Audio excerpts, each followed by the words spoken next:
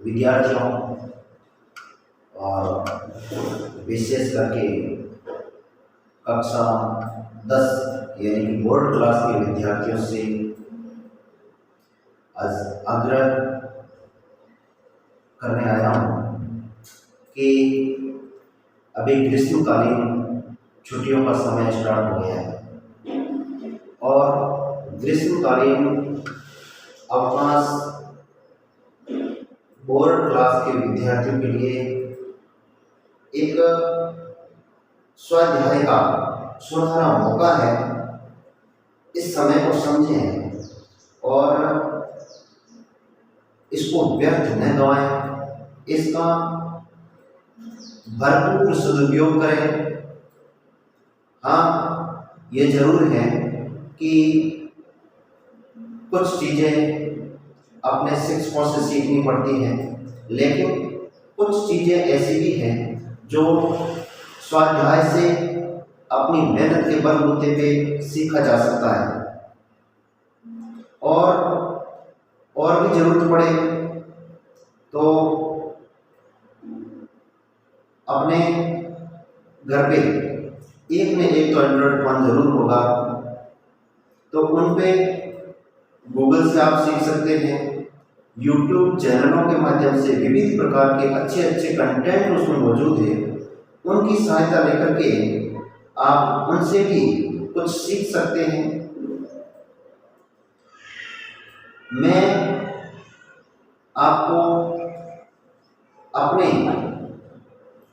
Class के अंदर जो आप गणित पढ़ते हैं उसमें कुछ चीज़ें ऐसी होती हैं जो अपने हर क्लास के अंदर जरूर पड़ती होंगी, तो उन चीज़ों को कम से कम आप ग्रीष्मकालीन अवकाश में न भूलें और उनका दोहरान करते रहें। मैं कुछ चीज़ें आपको बताऊंगा, यानी कि आपको पता है कि गणित की मूलभूत संक्रियाएं, कुछ एक बच्चे ऐसे भी होते हैं जिनको मूलभूत संक्रियाओं का ज्ञान भी कम होता है, तो उन विद्यार्थियों के लिए ये ग्रीष्मकालीन अवकाश एक ऐसा मौका है, एक ऐसा समय है कि आप जितना चाहें इसका भरपूर सदुपयोग कर सकते हैं और अपनी बोर्ड क्लास के लिए आप तैयार हो सकते हैं। यानी गणित के अंदर मूलभूत संक्रियाएं जैसे जोड़ है, बाकी है, गुणा है, भाग है, ये तो मूलभूत संक्रियाएं होती हैं और वैसे सभी बच्चों को इनका ज्ञान होता है। लेकिन फिर भी यदि इनका ज्ञान कम है तो उनको अच्छी तरह से रेडी कर लें। इन संक्रियाओं के बिना गणित को एक कदम भी आगे नहीं बढ़ाया जा सकता। और रही बात आपको प्रश्न हल करने में, यदि जो समय लगता है उनको आप कम करना चाहते हैं तो उनके लिए भी आपको कुछ चीज़ें पहले से तैयार रखनी है। जैसे यदि आपको 2 से लगा करके 20, 25, 30 तक के पहाड़े आते हैं तो आप कुछ प्रश्नों को जल्दी से हल कर पाएंगे और अपने समय की बचत कर सकते हैं। अब जोड़, बाकी, गुणा और भाग, ये आप साधारण संख्याओं का भी ले सकते हैं और दशमलव भिन्नों की जोड़ करना है, दशमलव भिन्नों को घटाना है, दशमलव भिन्नों का गुणा करना है, दशमलव भिन्नों का भाग करना है, इन संख्याओं को भी साथ में शामिल करना है। और दशमलव भिन्नों की भांति जो साधारण भिन्न है, अब साधारण भिन्न में बेसिक जानकारी आपको होनी चाहिए, अंश और हर की पहचान आनी चाहिए, उचित अनुचित भिन्नों की पहचान आनी चाहिए, मिश्र भिन्न कौन सी होती है, साधारण भिन्न कौन सी होती है और एक दूसरे में कैसे बदला जा सकता है। ये छोटी छोटी चीजें आपको अपनी क्लास में जाने से पहले ही तैयार कर लेना है, क्योंकि इतना समय आपके गुरुजनों को आपके 10वीं क्लास में नहीं मिल पाएगा कि वो इतनी जीरो लेवल की जानकारी आपको प्रदान करें। तो इन चीज़ों को आप स्वाध्याय में शामिल करें और जहाँ से भी आपको मदद मिले वहाँ से मदद लें और इन चीज़ों को सीखें। और इसके बाद में अब आपको कुछ संख्याएं हल करने के लिए भाग वगैरह करने पड़ते हैं। तो जैसे भाजकता के नियम हैं, तो भाजकता के नियम बहुत कम बच्चे सीखते हैं, यानी इनको हल्के में लेते हैं। समय की बचत के लिए ये सारी की सारी चीज़ें जरूरी हैं। 1 से लगा करके 10 तक की संख्याओं के भाजकता के जो नियम हैं वो कम से कम आप समझें और उनको अपने दिमाग में हमेशा बनाए रखें। उन चीज़ों की जरूरत पड़ेगी। कुछ संख्याओं को काटना है, अब इसमें उस संख्याओं को पहचानना कि बड़ी संख्याएं हैं तो इसमें 3 का भाग जाएगा कि नहीं जाएगा, ये पहचानने के लिए आपको भाग करना पड़ेगा। और यदि आपको भाजकता के नियम याद है तो आप पहले ही पहचान लेंगे कि इसमें 3 का भाग अवश्य जाएगा या नहीं जाएगा। तो ये इस प्रकार की पहचान करने के लिए आपको भाजकता के नियम हैं उनको भी तैयार करके रखना है। अब कुछ संख्याओं का अभाज्य गुणनखंड करना, और अभाज्य गुणनखंड किए हुए हैं तो उनसे वापस संख्याएं बनाना, ऐसी छोटी छोटी सामान्य जानकारी आपको इकट्ठी करनी है और उनको हल करने का अभ्यास करना है, उनको समझना है और अपना बेस को मजबूत बनाना है। अब जैसे लघुत्तम समापवर्ती है, महत्तम समापवर्तक है। लघुत्तम समापवर्ती जिसको एलसीएम बोलते हैं इंग्लिश में शॉर्ट में, और महत्तम समापवर्ती एचसीएफ बोलते हैं। तो उनको भी एक तरह से आप तैयार कर लें। अब इसके बाद में आपके सिलेबस के अनुसार बीजीय पद भी उसमें होते हैं।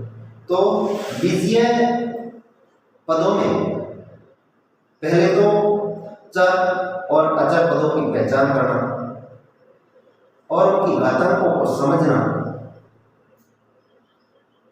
और उन पदों को जोड़ना, उन पदों को घटाना, उन पदों का गुणा करना, उन पदों का भाग करना, ये छोटे छोटे पद लेकर के सरल सरल प्रश्नों को लेकर के आप अभ्यास करें, ताकि जब आपकी क्लास के अंदर आपको पढ़ाया जाएगा तब आप आराम से आसानी के साथ में बिना किसी व्यवधान के आप सीख सकें। और अगली जब बारी आती है समीकरण। अब समीकरण, वैसे कुछ एक बच्चे हैं वो समीकरण को थोड़ा सा कठिन कंटेंट मानते हैं, जबकि समीकरण बहुत सिंपल है। बहुत समझने के बाद में समीकरण जैसा सिंपल कोई प्रश्नावली नहीं होती। समीकरण को हल करना बहुत आसान होता है, लेकिन थोड़ा सा समय निकाल करके उसको धैर्य के साथ में समझना पड़ता है। अब समीकरण के अंदर भी चर और अचर पदों की पहचान अवश्य करनी पड़ती है, और जब समीकरण को हल करते हैं तो उन पदों का एक निश्चित स्थान होता है, यानी उनको हल करने के लिए पक्षांतरित करना पड़ता है उनके पदों को। तो आपको पता है कि समीकरण एक तराजू की भांति है। तराजू के 2 पलड़े होते हैं और एक बीच में बराबर का निशान जो अपन लगाते हैं उसकी जगह एक सुइया लगा होता है। अब उस तराजू के अंदर दोनों पलड़ों के अंदर यदि बराबर वजन है, 5 किलो इस पलड़े में है, 5 किलो इस पलड़े में है, तो आप अनुमान लगा सकते हैं कि जो कांटा लगा है ऊपर वो वजन किस प्रकार का बताएगा, यानी एकदम संतुलित होगी तराजू। अब अपने समीकरण के अंदर भी उस तराजू की भांति 2 पक्ष होते हैं, एक तो होता है बायां पक्ष और एक होता है दायां पक्ष। तो जो चर राशियां होती हैं, चर पद होते हैं, वो बाएं पक्ष में, और अचर जो पद होते हैं वो दाएं पक्ष में रहते हैं। अब समीकरण को हल करने के लिए कुछ पदों का पक्षांतरण भी करना होता है, और पक्षांतरण के भी अपने नियम होते हैं। पक्षांतरण के नियम वैसे आपने पिछली क्लासों में पढ़े भी होंगे, समझे भी होंगे कि यदि कोई पद पक्षांतरित किया जाता है तो उसका चिन्ह चेंज हो जाता है, चिन्ह परिवर्तित हो जाता है। जैसे बाएं पक्ष के अंदर प्लस था तो दाएं पक्ष में जाते ही माइनस का हो जाएगा, और यदि बाएं पक्ष में माइनस का था और उसका पक्षांतरण किया गया है दाएं पक्ष में तो माइनस का प्लस हो जाएगा। और कोई संख्या गुणा में थी तो वो भाग में चली जाएगी या बट्टे में कह दीजिए, और कोई संख्या भाग में या बट्टे में थी तो भाग में थी तो अंश के साथ गुणा में चली जाएगी, यानी जो संख्या भाग में है वो गुणा में चली जाएगी। तो इस प्रकार के जो पक्षांतरण के नियम हैं, यानी कि जो सरल सरल बेसिक जानकारी है, वो आप अपनी किताबों के माध्यम से, ऑनलाइन कंटेंट के माध्यम से आप अवश्य सीखें। इनको सीखने के बाद में गणित पूरी नहीं हो जाती लेकिन सरल जरूर बन जाती है, क्योंकि इतनी जीरो लेवल की जानकारी देने में क्लास में बहुत ज़्यादा समय लगता है। तो उससे ठीक है कि अपन ऐसी जानकारी पहले से ही समझ लें, इकट्ठी कर लें। अब रही बात आगे, जैसे वर्ग और वर्गमूल, तो वर्ग और वर्गमूल, घन और घनमूल, इनकी भी गणित को हल करने में बहुत ज़्यादा जरूरत पड़ती है। तो आप जैसे 1 से लेकर के 25 तक की जो संख्याएं हैं, उन संख्याओं की वर्ग संख्याएं बना लें। जैसे 1 और 1 का गुणा करेंगे 1, 2 और 2 का गुणा करेंगे 4, 3 और 3 का गुणा करेंगे 9। तो जो इस तरफ 1, 4, 9, 16, 25 ऐसी जो संख्याएं आएगी वो संख्याएं पूर्ण वर्ग संख्या कहलाती है। और आपको ये याद करना है कि 1 की पूर्ण वर्ग संख्याएं क्या होती है, 1, 2 की वर्ग संख्या कितनी होगी, 4, 3 की वर्ग संख्या कितनी होगी, 9, 4 की वर्ग संख्या कितनी होगी, 16, 5 की कितनी होगी, 25, 6 की 36। ऐसे भी याद करना है। और आपको इस प्रकार भी याद करना है कि कोई जरूरत पड़े कि 25 का वर्गमूल कितना आएगा तो भी आपको याद होना चाहिए कि 5। यानी इस प्रकार 1 से लगा करके 25 तक की जो संख्या है उनकी वर्ग संख्या आप बना लें और उनको अच्छी तरह से याद कर लें। इनकी बहुत जरूरत पड़ती है और समय की बचत भी प्रश्न हल करते समय होती है। अब इसी प्रकार घन संख्याएं थोड़ी बड़ी ज़्यादा हो जाती है आगे, यानी कम से कम आप ज़्यादा तो कितने भी कर सकते हैं लेकिन कम से कम 1 से लगा करके 15 तक घन और घनमूल ये संख्याएं आप लिख लें और इनको अच्छी तरह से याद कर लें, ताकि इनकी जब जरूरत पड़े तब आप इनका प्रयोग कर सकें। अब रही बात घातांक, आधार संख्याएं और घातांकों को हल करना, उनके भी अपने छोटे छोटे रूल्स जो होते हैं उनको अच्छी तरह से समझना, और चांदे से छोटी छोटी आकृतियाँ सरल आकृतियाँ बनाना, जैसे चांदे और प्रकार की सहायता से आपको कोण बनाना आना चाहिए। और इसके बाद में ज्यामितीय आकृतियों का थोड़ा परिचय होना चाहिए। जैसे त्रिभुज है तो त्रिभुज के बारे में कुछ परिचय आपके पास में पहले से होना चाहिए। जैसे त्रिभुज की तीनों कोणों का योग 180 डिग्री होता है। तो ये ऐसी सरल सरल जो जानकारियां हैं वो आप पहले से तैयार कर लें। वृत्त को सीख रहे हैं तो वृत्त में परिधि किसको बोलते हैं, त्रिज्या किसको बोलते हैं, व्यास किसको बोलते हैं, स्पर्श रेखा किसको बोलते हैं, केंद्र बिंदु किसको बोलते हैं, त्रिज्या और व्यास के आपस में क्या संबंध है, और जीवा और उनको जीवा और व्यास के अंदर क्या संबंध पाया जाता है। यानी कि जैसे वृत्त है और वृत्त के अंदर अपन जीवाएं खींचते हैं तो जो जीवा वृत्त के केंद्र से होकर गुजरती है उसको अपन व्यास बोलते हैं, और त्रिज्या और व्यास का संबंध देखें तो व्यास है वो त्रिज्या का 2 गुना और त्रिज्या है वो व्यास की आधी होती है। तो ऐसी सामान्य जानकारी है वो आप पहले से याद कर लें। और यदि आपको अपने विद्यालय से किताबें मिल गई है तो अपनी किताब को उठाएं और इस किताब के अंदर जितने भी सूत्र फॉर्मूले जो लिखे हुए हैं, प्रश्नों को हल करने में सूत्रों की जब जरूरत पड़ती है